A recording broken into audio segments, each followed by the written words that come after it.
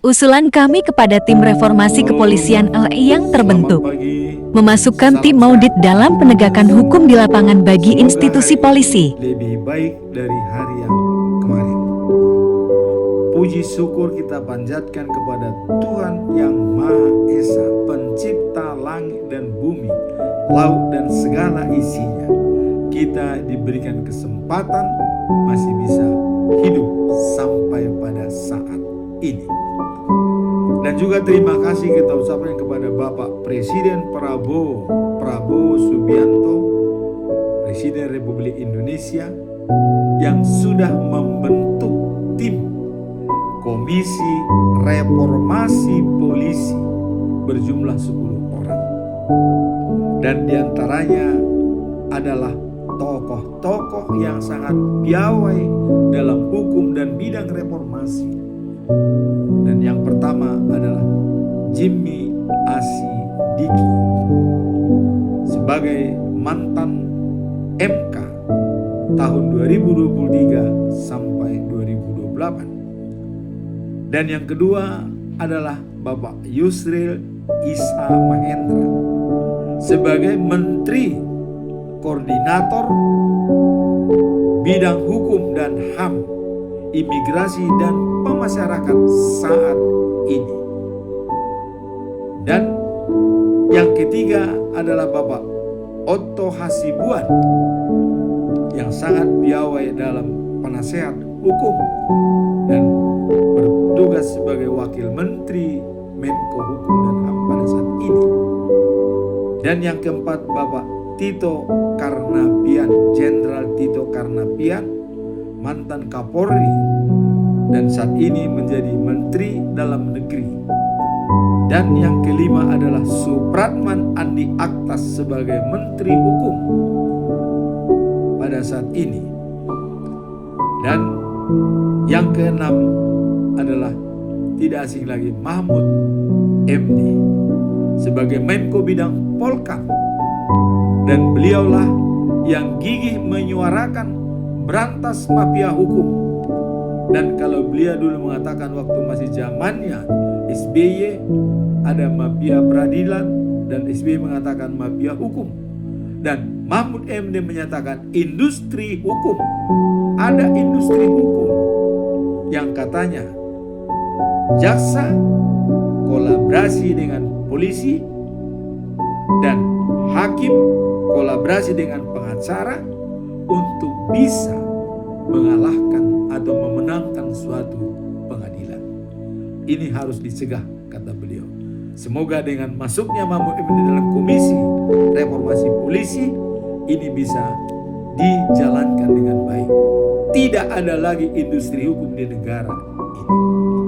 Dan yang ketujuh adalah Ahmad Doviri, yaitu saat ini penasehat khusus Presiden bidang keamanan dan ketertiban dan juga reformasi kepolisian.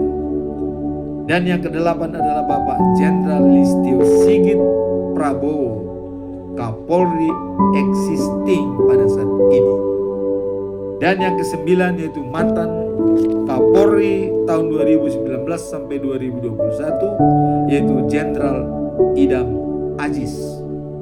Dan yang ke-10 tidak asing lagi yaitu Badrodin Haiti, mantan Kapolri tahun 2015 sampai 2016 dan juga beliau adalah mantan Kapolda Banten. Inilah nama-nama tokoh yang ditunjuk oleh Bapak Presiden sebagai Komisi Reformasi di Kepolisian. Sekarang kita akan melihat apa sebenarnya falsafah daripada polisi atau kebenaran hakiki dalam menjalankan tugas kepolisian. Ada 3 nilai utama dan ada tugas yang universal 4. 3 nilai utama dalam kepolisian. Pertama adalah menjaga kehidupan. Sebagai penjaga kehidupan, mempertahankan dan melindungi setiap individu, termasuk dari risiko keselamatan pribadi petugas saat bertugas.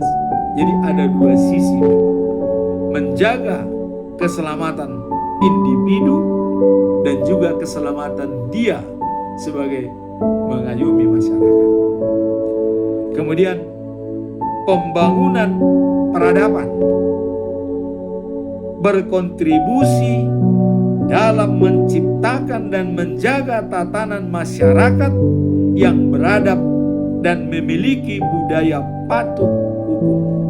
Jadi keberadaban di dalam masyarakat dan patuh hukum.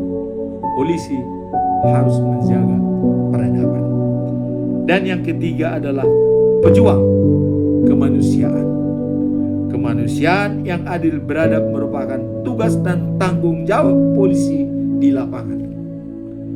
Melindungi hak asasi manusia dan memastikan keadilan dan perlindungan bagi semua warga negara. Jangan hanya sepihak, jangan ada kong kali kong.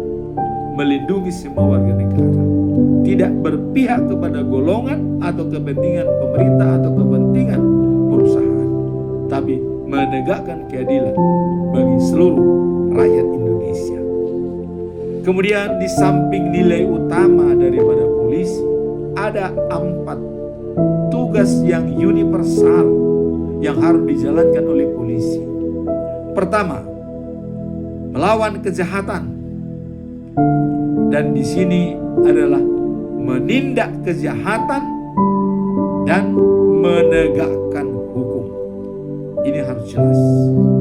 Kejahatan harus ditindak. Kejahatan, apakah itu kejahatan masalah lingkungan atau masalah kemanusiaan dan segala bentuk kejahatan yang bisa bertentangan dengan kehidupan masyarakat.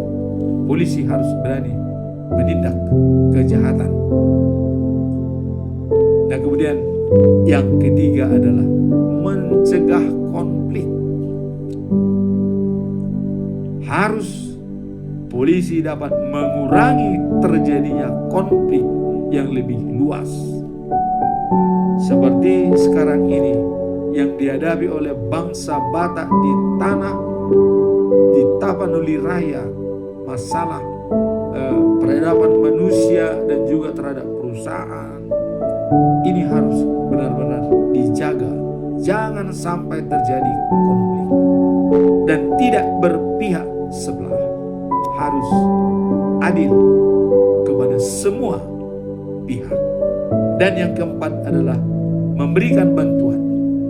Di sini sering membiarkan, ada pembiaran. Jadi memberikan bantuan kepada mereka yang membutuhkan dan mencari keadilan. Tidak perlu ada kematian di lapangan oleh sepihak kalau polisi bisa memberikan bantuan. Artinya membantu tersebut belum tentu dia benar dan belum tentu dia bersalah, tapi bantuan kemanusiaan diutamakan. Jangan sampai ada nyawa melayang di dalam konflik antara masyarakat. Ini tugas polisi.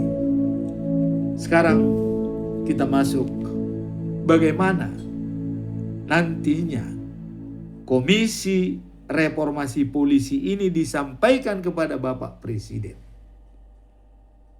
Saya mengusulkan dan saya ditunjuk oleh Bapak Daniel Togar Maringan Sinaga sebagai Kolonel Purnawirawan dari kepolisian, dan beliau adalah sangat gigih untuk mencari keadilan dan sampai sudah membentuk salah satu organisasi, yaitu Asosiasi Mediator Bhinneka Tunggal Ika Tanhana Dharma Mangruah Nusantara, disingkat dengan Ambintu Ikan Darmanu. Dan beliau adalah sebagai presiden direktur daripada asosiasi ini. Dan ini sudah berjalan di beberapa pengadilan dan sudah menetapkan asosiasi sebagai non-hakim untuk bisa melihat secara jelas perkara-perkara dengan mediasi-mediasi yang baik. Dan semua anggotanya sudah terdidik dan terlatih, mendapatkan sertifikasi mediator yang sudah dipelajari dengan baik. Dan saya ditunjuk sebagai Ketua Dewan Kehormatan Ambintu Ikan Darmanu, tentu ingin menyuarakan kepada Bapak Presiden dan juga kepada tim Komisi Reformasi Polisi, tolong ada tim audit pada polisi di lapangan. Apakah polisi menjalankan tugas dengan baik? Dan tim audit ini adalah bisa dari Komnas HAM, Komisi Hak-Hak Asasi Manusia. Nah, seperti saat ini menangani masalah Bangsa Batak yang lingkungannya dirusak oleh perusahaan dan sudah ditangani oleh Komnas HAM. Dan ini bisa menjadi tim audit di lapangan, baik untuk polisi maupun bagi penegak hukum. Kalau tim Asosiasi Mediator Bhinneka Tunggal Ika Tanghana Mangruah Darmanu Nusantara atau Ambintu atau Asosiasi Mediator ini bertugas pada saat konflik terjadi, dia bisa memediasi untuk mencapai win-win solution. Nah, sehingga mungkin tidak ada peluang lagi bagi orang yang kong kali kong atau main sogok menyogok. Nah, kalau saat ini mungkin menangani perkara tidak didampingi oleh tim mediasi, itu bisa bermain. Tapi kalau sudah didampingi oleh tim mediasi yang punya ilmu khusus, ya. Nah, seperti saya pada waktu saya pergi ke Amerika, sudah dilatih oleh Stephen Covey untuk menjalankan mediasi, yaitu adanya win-win solution. Keberanian tinggi dan timbang rasa harus tinggi. Itu namanya win-win solution. Kalau keberanian tinggi, timbang rasa rendah, itu namanya win-loss. Ya. Atau timbang rasa tinggi, tapi keberanian tidak ada, itu namanya loss-win. Ya. Tapi yang paling parah adalah tidak ada keberanian dan tidak ada timbang rasa. Loss. Semua pihak yang kalah. Nah, jangan sampai seperti itu. Seperti terjadi di Sumatera Utara. Adanya demo di kantor gubernur. Ini mendapat perhatian khusus. Saya inginkan Komisi Reformasi, mungkin tugas utama untuk membenahi adalah kejadian di Sumatera Utara. Masalah lingkungan. Ini perlu ditangani. Dan sekarang sudah ditangani oleh HAM. Komisi Hak Asasi Manusia sudah bagus. Dan mungkin nanti dilengkapi dengan adanya usulan daripada Komisi Reformasi Polisi oleh tim kepada Bapak Presiden, dengan adanya membentuk tim audit dalam setiap pekerjaan daripada polisi di lapangan. Sehingga dengan adanya tim audit, mereka tidak akan semena-mena menjalankan tugas. Tidak ada lagi kong kali kong. Pasti bertindak menjalankan keadilan. Sebab kalau nanti ditemukan oleh tim audit ada kesalahan di pihak yang menjalankan tugas keamanan, dia bisa dipecat atau diturunkan jabatan atau dipindahkan mutasi ke tempat lain. Nah, jadi saya mengusulkan kepada tim Komisi Reformasi Kepolisian Republik Indonesia, masukkan tim audit di dalam usulan kepada Bapak Presiden. Supaya apa yang disampaikan oleh Mahmud MD untuk menghilangkan industri hukum itu bisa terlaksana dengan baik. Jadi apa yang dicita-citakan oleh Bapak Mahmud MD pada waktu yang lalu, sekaranglah buktikan dengan adanya tim Komisi Reformasi Polisi untuk menyediakan industri hukum. Adanya kolaborasi antara polisi dan jaksa, antara hakim dan pengacara, antara jaksa dan hakim, antara polisi dan hakim. Sehingga tidak ada lagi yang merasa dilecehkan dalam negara ini atau tidak mendapat keadilan. Dan semua akan takut pada tugas yang dijalankan. Nah, maka kami juga mengusulkan supaya Asosiasi Mediator Bhinneka Tunggal Ika Indonesia bisa dimasukkan di dalam setiap konflik yang terjadi untuk menyelesaikan secara win-win solution. Demikianlah saran kami di dalam membangun tim reformasi kepolisian Republik Indonesia, mengusulkan tugas-tugas polisi yang sebenarnya, nilai dan tugas, dan juga mencantumkan ada audit di kepolisian, apakah sekali 6 bulan, apakah setiap triwulan, apakah setiap sekali setahun ada tim audit. Sehingga polisi yang bertugas di lapangan tidak akan lagi terjadi menerima suap atau kong kali kong dengan pengusaha manapun kalau sudah ada tim audit. Demikianlah usul dan saran saya yang ditunjuk oleh Bapak Presiden Direktur Ambintu Ikan Darmanu, Bapak Kolonel Daniel Togar Maringan Sinaga. Dan semoga apa yang saya sampaikan bisa menjadi bahan bagi kita untuk menegakkan keadilan dan kebenaran di negara ini.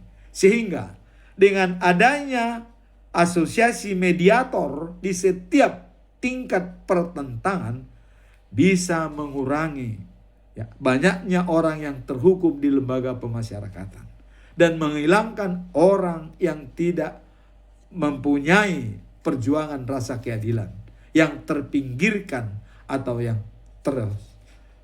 terrealisir.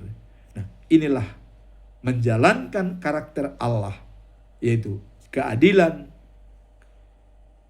kasih, dan kebenaran. Itulah tugas utama dari Asosiasi Mediator Bhinneka Tunggal Ika Tanghana Dharma Mangruah Nusantara, disingkat dengan Ambitu Ikan Darmanu. Dan tugas utama menegakkan karakter Allah, yaitu kasih, keadilan, dan kebenaran. Semoga ini bisa bermanfaat untuk mengatasi persoalan yang ada di Sumatera Utara, masalah TPL, yaitu Toba Pak Lestari, yang disinyalir menyalahkan konsensi lahan dengan semena-mena dan membabat hutan yang sembarangan, tidak melihat apa resiko yang terjadi, sehingga tidak pernah ada banjir di Parapat, banjir di Samosir. Kok bisa terjadi? Nanti lama-lama semua Sumatera Utara akan tenggelam. Apakah ini yang akan diinginkan? Maka saat ini minimum stop dulu penebangan pohon-pohon yang tumbuh yang alami. Demikianlah mungkin saran dan usul saya. Semoga apa yang kami sampaikan ini dari Asosiasi Mediator Indonesia bisa bermanfaat. Tuhan memberkati kita semua. Amin.